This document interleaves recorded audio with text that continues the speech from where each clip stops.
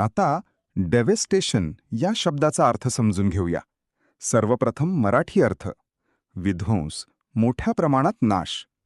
डेव्हेस्टेशन हा शब्द डेव्हेस्टेट शब्दाचा नाऊन आहे. मराठीत समजून घ्या.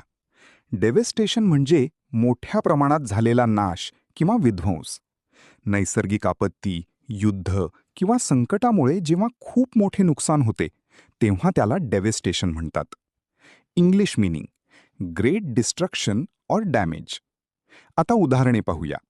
पहिले वाक्य: द अर्थक्वेक कॉज्ड मॅसिव्ह डेव्हेस्टेशन. भूकंपामुळे मोठ्या प्रमाणात विध्वंस झाला. इथे डेव्हेस्टेशन म्हणजे भूकंपामुळे मोठ्या प्रमाणात नुकसान झाले. भूकंपामुळे घरे, इमारती आणि रस्ते तुटले. त्यामुळे मोठ्या प्रमाणात हानी झाली. आता मित्रांनो, थोडा विचार करा. व्हिडिओ थांबवा आणि खालील प्रश्नाचे उत्तर कॉमेंटमध्ये लिहा. विध्वंस मीन्स ए. डेव्हेस्टेट, बी. डेव्हेस्टेशन, सी.